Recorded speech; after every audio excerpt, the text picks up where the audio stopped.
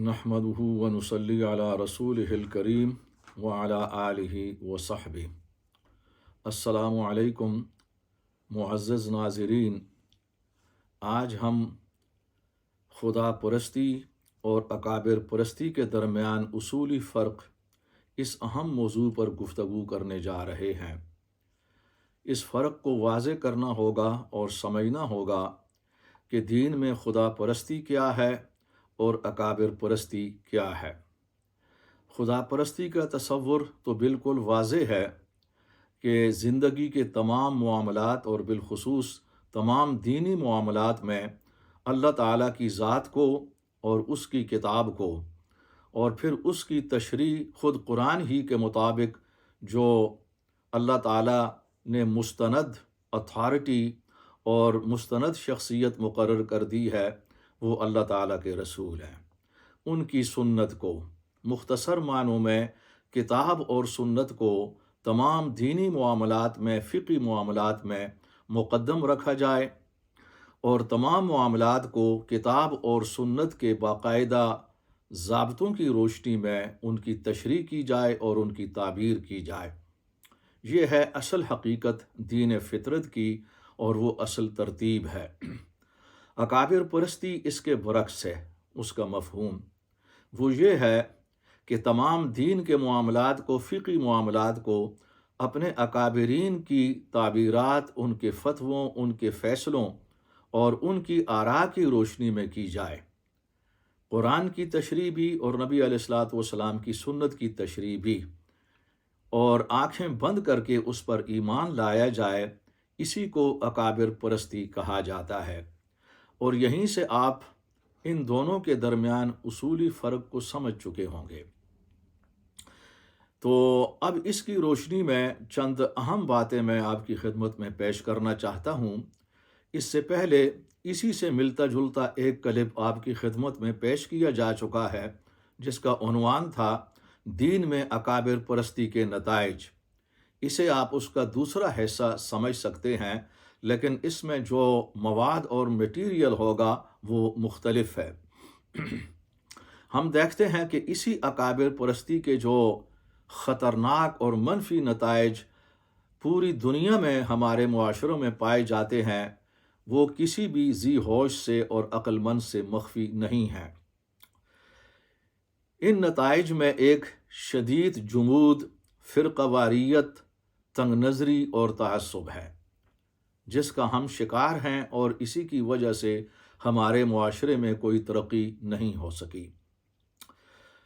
اس کا دوسرا اہم نتیجہ جسے ہم اپنی آنکھوں سے دیکھتے رہے ہیں، اور وہ بھی کم نقصان دہ نہیں، اور وہ فرقہ پرستی کا ایک حصہ ہے کہ دین کی جزیات پر زیادہ زور دیا جائے، اس پر زیادہ ارتکاز کیا جائے، لیکن اس کے مقابلے میں جو دین کے بنیادی اصول ہیں، اصول عقیدہ ہیں اور جو حدود اللہ ہیں کہ جن پر پورا نظام قائم ہے، دینی نظام، ان کو ثانوی حیثیت دی جائے یا ان کو نظر انداز کر دیا جائے۔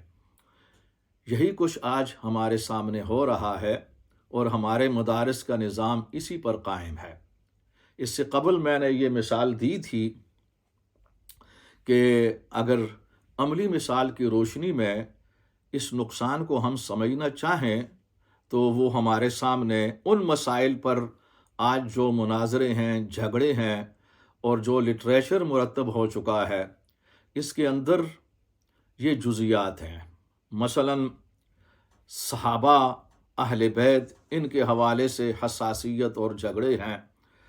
رفع یدین کا مسئلہ ہے، ہاتھ باندھے جائیں یا کھول دیے جائیں نماز میں، اگر باندھے جائیں تو کس مقام پر وہ باندھے جائیں، اور اس کے علاوہ بھی سینکڑوں مسائل ہیں کہ جس پر ہمارے جھگڑے ہیں۔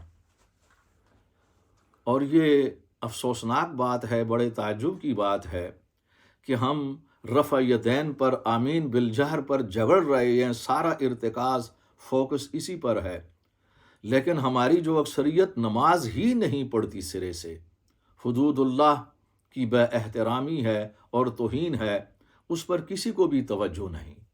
اب جو بیچارے نماز کے لیے آ جاتے ہیں ان پر جھگڑا ہے، جو نہیں آتے ان سے بڑے کفر کا ارتکاب کرتے ہیں، آنے والے تو ایمان کا ارتکاب کر ایمان پر عمل کر رہے ہیں، اور جو کفر کا ارتکاب کر رہے ہیں بالکل نہیں، ان کے لیے کوئی سوچ نہیں ہے، کوئی مناظرہ اور کوئی جلوس نہیں ہے۔ یہ ہے در حقیقت وہ نقصان کہ اصول دین کو نظر انداز کر دیا گیا، اور جو فروعات ہیں، برانچز ہیں، فروع دین ہیں، ان پر ارتکاز ہے۔ وجہ کیا ہے کہ اکابر پرستی ہمارا دین بن چکا ہے، خدا پرستی نہیں ہے۔ اب اس صورتحال سے نکلنے کا اور نجات کا راستہ کیا ہے؟ ہمارے ان کلپس کا اور اس چینل کا یہ مقصد نہیں کہ ہم مسائل کو آپ کے سامنے بیان کرتے رہیں اور ہمیشہ ہائی لائٹ کرتے رہیں، بلکہ ہمارا اصل مقصد یہ ہے کہ ہم آپ کی خدمت میں اس کا حل رکھیں کہ حل کیا ہے، تاکہ امت حل کی جانب آ سکے۔ تو اس سلسلے میں جو پہلا نقطہ، پہلا حل جو میں پیش کرنے جا رہا ہوں وہ یہ ہے، اور اس سے پہلے بھی اس پر بحث ہو چکی ہے، کہ دینی مدارس کی اصلاح کی جائے، اس کے پورے نظام کی اصلاح کی جائے، پورے نصاب کی اصلاح کی جائے، اور اسے خدا پرستی کی روح کے مطابق بنایا جائے، قائم کیا جائے۔ اور آج کل چونکہ یہ اکابر پرستی پر قائم ہے، سارے نہیں ہیں، یہاں پر اسلامی تحریکات سے منسلک بہت سے مدارس ہیں، خود جو لوگ فرقہ پرستی کی طرف چلے گئے ہیں ان کے ہاں بھی کچھ مدارس ایسے ہیں جو خدا پرستی پر قائم ہیں، جہاں فرقہ پرستی نہیں ہے مگر وہ کم ہے۔ اور اس اکابر پرستی سے نجات کا دوسرا حل، دوسرا نقطہ یہ ہے کہ تعلیمی شعور کو بلند کیا جائے۔ ہمارے ہاں اور بالخصوص پاکستان کے اندر تعلیمی شعور بالکل پست ہے، اور جہالت بہت زیادہ ہے، اصل تعلیم وہاں پر نہیں ہے، نہ صحیح معنوں میں اسلامی تعلیم ہے اور نہ ہی صحیح معنوں میں دنیاوی تعلیم ہے۔ اس کا نتیجہ یہ ہے کہ ہماری پوری قوم بے شعور ہے پاکستان میں۔ تو اس کے حل کی طرف آنا ہوگا اور بہت زیادہ فکر کرنا ہوگی۔ اسی سلسلے میں جو تیسرا حل ہے، حل کے سلسلے میں تیسرا پوائنٹ وہ یہ ہے کہ جو علماء حق ہیں، الحمدللہ ان کی بہت بڑی تعداد ہے، اور میں نے اس سے پہلے بھی عرض کیا تھا کہ ہماری تمام جماعتوں میں اور تمام فرقوں میں ان کی ایک معقول تعداد موجود ہے۔ ان پر فرض ہے کہ یہ اپنا ایک مثبت کردار ادا کریں، ابھی تک وہ نہیں کر رہے، کچھ کر رہے ہیں لیکن بڑا محدود ہے۔ ہم چاہتے ہیں کہ ایک تحریک کی شکل میں یہ لوگ منظم ہوں اور آگے آئیں۔ حوصلہ افزائی کے لیے میں کچھ مثالیں آپ کی خدمت میں پیش کرنا چاہتا ہوں۔ یہ بڑی روشن مثالیں ہیں، لیکن ان کو عام کیا جائے یہ محدود حد تک پائی جاتی ہیں۔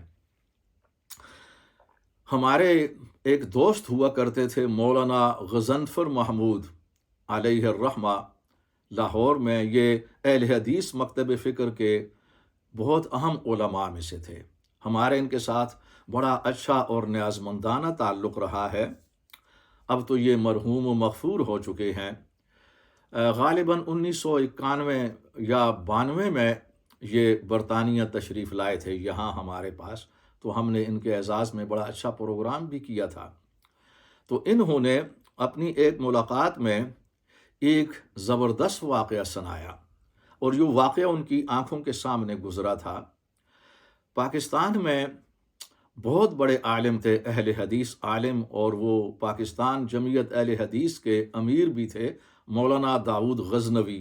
یہ بہت بڑے محدث اور بہت بڑے عالم تھے، اور بڑے بہترین آدمی تھے، معتدل۔ تو ان کی دوستی تھی۔ اس زمانے میں بہت بڑے دیوبندی عالم تھے، مولانا محمد حسن۔ یہ جو جامعہ اشرفیہ ہے، مکتب دیوبند کا سب سے بڑا مدرسہ ہے لاہور میں، اس کے بانی تھے مولانا محمد حسن۔ تو ان کی آپس میں دوستی تھی۔ تو مولانا داؤد غزنوی جو اہل حدیث تھے، وہ اپنے طلباء کو لے کر ملاقات کے لیے جامعہ اشرفیہ تشریف لے گئے، لیکن جانے سے پہلے مولانا داؤد غزنوی اہل حدیث مکتب فکر سے تھے، تو انہوں نے اپنے طلباء سے یا ساتھیوں سے یہ کہا، ہم جا رہے ہیں جامعہ اشرفیہ میں ایک بہت بڑے حنفی عالم مفتی محمد حسن کے ساتھ ملاقات کے لیے۔ مفتی محمد حسن چونکہ حنفی ہیں اور ہماری ملاقات کے درمیان نماز ظہر کا وقت آ جائے گا، نماز ظہر ہمیں انہی کی مسجد میں ادا کرنا ہوگی، تو بہتر یہ ہوگا کہ حنفی چونکہ رفع یدین نہیں کرتے یہ رکوع کے بعد، تو اس لحاظ سے ہم بھی نہیں کریں گے، اگرچہ ہمارے نزدیک راجح بات یہ ہے، افضل بات یہ ہے کہ رفع یدین کیا جائے، اور یہ زیادہ احادیث سے ثابت ہے، لیکن چونکہ عدم رفع یدین کے حق کے اندر بھی کچھ حدیثیں ہیں، گو کہ وہ کمزور صحیح، لیکن آج ہم ان پر عمل کریں گے، اور یہ بھی ایک سنت ہے۔ اب وہاں پر جب مفتی محمد حسن کو پتہ چلا کہ مولانا داؤد غزنوی تشریف لا رہے ہیں، اور چونکہ درمیان میں نماز کا وقت بھی آ جائے گا، تو اس لیے انہوں نے اپنے تمام طلباء کو یہ ہدایت کی کہ ہم عدم رفع یدین کرتے ہیں، حنفی ہیں، لیکن چونکہ مولانا تشریف لا رہے ہیں، اہل حدیث ہیں، تو ہم اس حدیث پر عمل کریں گے، یہ حوصلہ افزائی ہو جائے گی جو رفع یدین والی ہے۔ چنانچہ کیا ہوا، جب نماز کھڑی ہوگی، ان کی ملاقات ہوئی، اس کے بعد کھانا وغیرہ ہوا، نماز ادا کی گئی۔ نماز میں جو اہل حدیث تھے انہوں نے رفع یدین نہیں کیا، یعنی اپنے مسلک کے خلاف عمل کیا، اور جو حنفی تھے انہوں نے رفع یدین کیا، انہوں نے بھی اپنے مسلک کے خلاف کیا۔ اس کے اندر روح کیا ہے؟ وہ اتحاد اور یگانگت ہے جو فرض ہے، اس کو نظر انداز کر دیا گیا۔ اتحاد فرض ہے، جس طرح نماز فرض ہے، جس طرح اللہ کو ایک ماننا فرض ہے، متحد ہونا بھی فرض ہے۔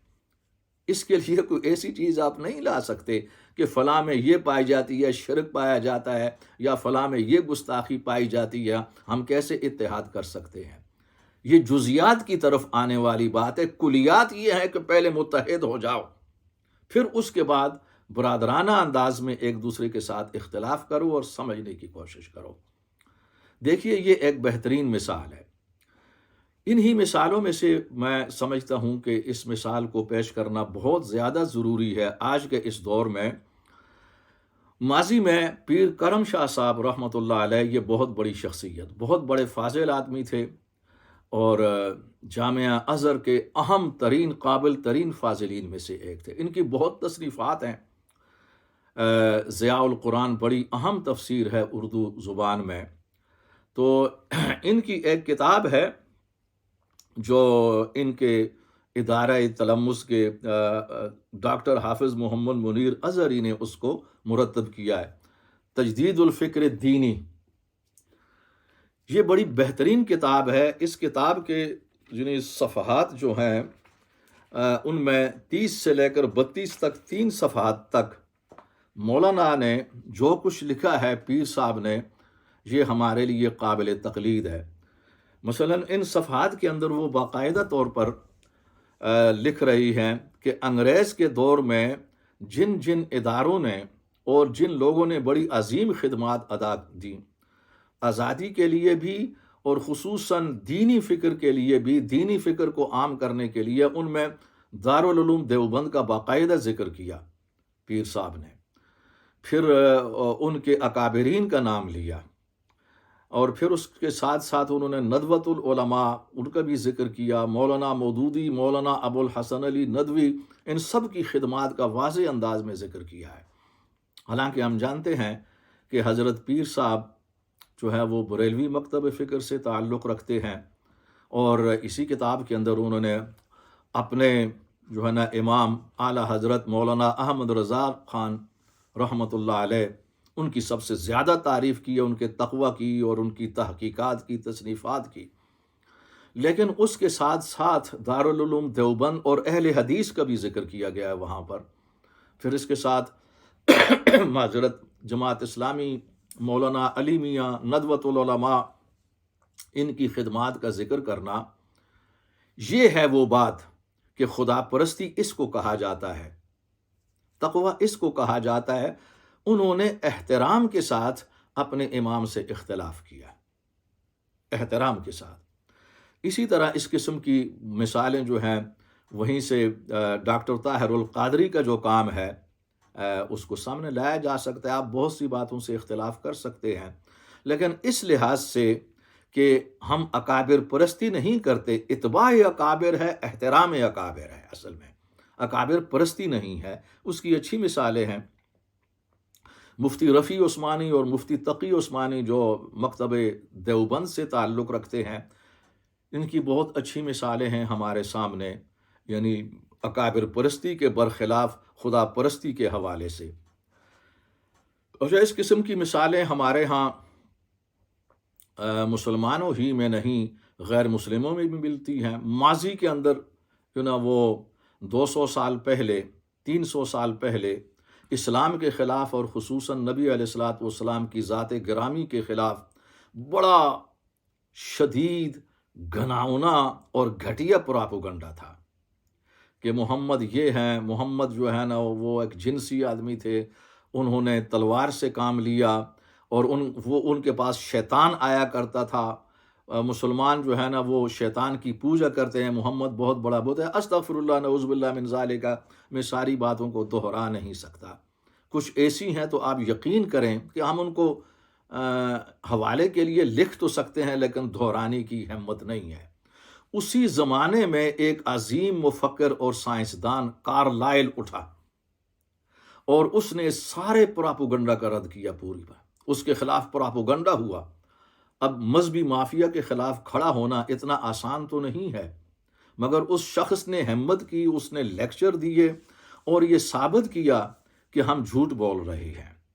محمد ایک ایسا شخص ہے کہ جس نے پوری دنیا کو متاثر کیا، اور جن لوگوں نے اس کی نبوت کو مانا وہ پوری دنیا پر چھا گئے اور بہترین کردار کا مظاہرہ کیا۔ ہمارے عیسائیوں کے مقابلے میں انہوں نے جن جن ممالک کو مفتوح کیا وہاں پر رعایا کے ساتھ انصاف کیا، اچھے اخلاق کا برتاؤ کیا اور کوئی قتل عام نہیں کیا۔ اس نے اس پر یہ نقطہ اٹھایا، میں ساری بات کو بیان نہیں کر سکتا کیونکہ مجھے اپنے اس کلپ کو مختصر رکھنا ہے۔ اس نے یہ چیلنج کیا، یہ نقطہ اٹھایا، یہ کیسے ممکن ہے کہ تم لوگ کہتے ہو ایک مڈ استغفر اللہ اور کریزی، ایک پاگل اور ایک بیوقوف انسان تھا، وہ ایک پاگل اور بیوقوف انسان پر اتنی دنیا کیسے ایمان لا سکتی ہے؟ اس پر تو اپنے قریبی ساتھی بھی ایمان نہیں لا سکتے جو مخلص ہوتے ہیں، پھر وہ پوری دنیا کو اس طرح کیسے چینج کر سکتا ہے؟ کوئی بیوقوف انسان، اس پر مر مٹنے والے جنہوں نے دنیا کو تبدیل کیا اور بہترین کردار کا مظاہرہ کیا، وہ بہترین کردار والے کیسے ہو سکتے ہیں اس کے متابعین، جبکہ خود وہ استغفر اللہ غلط کردار کا اور شیطان ہے اور احمق ہے، نعوذ باللہ من ذالک۔ دیکھیے یہ ایک مثال ہے ہمارے لیے۔ اب اسی طرح ڈاکٹر مائیکل ہارٹ، اس نے کتاب لکھی آج سے بہت عرصہ پہلے، دا گریٹ ہنڈریڈس انگلش میں، یعنی 100 عظیم انسان، اور اس کے اندر سب سے پہلے اس نے نبی علیہ الصلوۃ والسلام کو رکھا، حالانکہ وہ عیسائی تھا، پکا عیسائی، اور اپنے نبی اور خدا حضرت مسیح علیہ الصلوۃ والسلام کو تیسرے نمبر پر رکھا عظیم انسانوں کی فہرست میں، پہلے نمبر پر نبی علیہ الصلوۃ والسلام کو۔ وہ بڑا سخت زمانہ تھا، عیسائیوں نے اور دوسرے لوگوں نے بہت زیادہ ہنگامہ برپا کیا، مگر اس نے لیکچر دیے اور دلائل کے ساتھ ثابت کیا۔ میں آپ کو ایک اور نقطہ بتانا چاہتا ہوں کہ یہ مغرب کی اور یورپ کی خصوصیت ہے کہ جب آپ باقاعدہ دلائل کے ساتھ ریشنل انداز میں، منطقی اور علمی انداز میں کسی بات کو رکھیں تو یہاں پر اس کی قدر کی جاتی ہے، ہمارے ہاں نہیں ہے۔ لوگ بڑے مفکرین اور اہل دانش وہ پیٹ رہے ہیں، میرا یہ نظریہ نہیں ہے، میرے یہ دلائل ہیں، میرے دلائل کا علمی دلائل کے ساتھ جواب دیا جائے، لیکن ہمارے علماء گالیاں دیتے ہیں، یہ صحابہ کا گستاخ ہے، حالانکہ اس کی بات بیچارے کی کسی ایک صحابی کے متعلق ہوتی ہے۔ وہاں پر اگر گستاخی کا الزام بھی دیا جائے تو یہ ہوگا کہ وہ فلاں صحابی کی گستاخی کرے، ایک صحابی کی نہیں، تمام صحابہ کی۔ یہ وہی بات ہے جو نبی علیہ الصلوۃ والسلام اور اسلام کے خلاف یہاں کے عیسائی علماء اور جو عیسائی مبلغین تھے وہ یہی کام کرتے رہے ہیں، اور آج وہی کام ہمارے علماء کر رہے ہیں۔ تو اس قسم کی، اور پھر آج جان ایسپوزیٹو، یہ کیتھولک کا ایک بہت بڑا عالم اور مفکر ہے، امریکن ہے. اس نے اسلام پر لیکچر دیے ہیں اور اپنی عیسائیت اور مغربی پراپوگنڈا کو باطل ثابت کیا، اور کتابیں لکھی ہیں 30 سے زیادہ. از اسلام ٹیررزم myth اور ریالٹی، اور اس قسم کی بے شمار. اس نے کہا کیا اسلام کے اندر دہشت گردی ہے، کیا یہ حقیقت ہے یا محض پراپوگنڈا اور افسانہ ہے. اور اس نے یہ ثابت کیا ہے کہ اسلام کے اندر امن ہے، اسلام کے اندر رحمت ہے. بلکہ اس سے بھی آگے بڑھ کر یہاں پر ایک عیسائی خاتون ہے، یہ بہت بڑی عالمہ ہے، عیسائیت کی مبلغہ ہے. اس کا نام ہے کیرن آرمسٹرونگ. اس نے اسلام پر 3 کتابیں لکھی ہیں، بڑے لیکچر دیے ہیں، اور جس کے اندر ایک جو ہے نا وہ ابھی میں حوالہ دے رہا ہوں کہ کیرن آرمسٹرونگ، اور اس کے بڑے بہترین لیکچر ہیں. یہ اپنی کتاب میں، اس کی کتاب ہے محمد A Western Attempt to Understanding Islam. یہ اس کا پہلا ایڈیشن 1962 کے اندر شائع ہوا. اب آپ سن لیں کہ یہ کتاب کے اختتام پر جو بات کہہ رہی ہے، کہتی ہے محمد founded a religion and a cultural tradition that was not based on sword despite the Western myth, and whose name Islam signifies peace and reconciliation. اس کا مطلب یہ ہے کہ محمد ایک ایسے مذہب اور کلچر کے بانی تھے جس کی بنیاد تلوار پر نہیں تھی بلکہ اخلاق پر تھی. مغربی افسانہ کے باوجود اسلام کا نام امن اور صلح کا مفہوم رکھنے والا ہے. اس کے اندر چونکہ وہ غیر مسلمہ ہے، ایک غلطی اس نے کر لی کہ نبی علیہ الصلوۃ والسلام کو اسلام کا بانی کہا. ایسی غلطیاں ہو جاتی ہیں. اخلاص کے باوجود نبی علیہ الصلوۃ والسلام اسلام کے بانی نہیں تھے، اسلام کے پیغمبر تھے، اسلام کے نبی اور سب سے بڑے مبلغ تھے. ورنہ اسلام جو ہے نا خود اللہ کا دین ہے. اگر بانی کہا جائے تو پھر اللہ کی ذات کو کہا جا سکتا ہے. اللہ کے علاوہ اور بھی کوئی بھی اسلام کا بانی نہیں ہے. یہ چند مثالیں میں اس لیے پیش کرتا ہوں کہ اس اکابر پرستی سے نجات حاصل کرنے کا جو یہ پوائنٹ میں نے رکھا تھا کہ علماء حق اپنا کردار ادا کریں، جو تمام مکاتب فکر کے اندر ایک معقول تعداد میں موجود ہے، اور یہی حزب اللہ ہے صحیح معنوں میں. تو اس کی مثالیں میں نے آپ کے سامنے پیش کی. غیر مسلموں سے بھی مثالیں پیش کی. ان کو ہمت کرنا ہوگی اس مذہبی مافیا کے خلاف. جو لوگ تھوڑے ہیں لیکن ان کا یہ ہے کہ وہ ممبر اور محراب اور عوام پر ان کا کنٹرول ہوتا ہے اس مافیا کا. یہ لوگ بڑے آتشین خطیب ہوتے ہیں، سخت مناظر، ان کی زبانیں بہت لمبی ہوتی ہیں، گالم گلوچ ہے، تو لوگ ڈرتے ہیں اور وہ زیادہ بولتے نہیں ہیں. یہ صورتحال یہاں پر ہے. پھر آخری بات، اکابر پرستی سے نجات حاصل کرنے کا آخری اور سب سے اہم طریقہ اور ذریعہ اور نقطہ، کہ ہدایت کی جو الہی ترتیب ہے، خداوندی ترتیب ہے، اس کی طرف رجوع کیا جائے اور عملاً اسی نظام کو قائم کیا جائے. دینی مدارس کے اندر بھی یہ ہو، ممبر و محراب پر بھی، اور اسی طرح ہمارے سیاسی میدان میں بھی. اور وہ الہی ترتیب کیا ہے کہ سب سے پہلے اللہ کا قرآن ہے سب سے پہلے، اور اس کو سمجھا جائے اور جو کچھ ثابت ہو چکا ہے اسی پر قائم رہا جائے. دوسرے نمبر پر اسی قرآن کی تشریح میں، تفسیر میں نبی کریم صلی اللہ علیہ وآلہ وسلم کی سنت، آپ کا عمل، آپ کی تقاریر، یہ کتاب اور سنت دوسرا. اور تیسرے نمبر پر اکابرین، ان کی آراء، ان کے اجتہادات، ان کی تفسیریں، ان کے فیصلے آ جاتے ہیں. یعنی اکابرین کے تمام فیصلوں کو اور ان کی آراء کو کتاب اور سنت کی کسوٹی پر پرکھا جائے.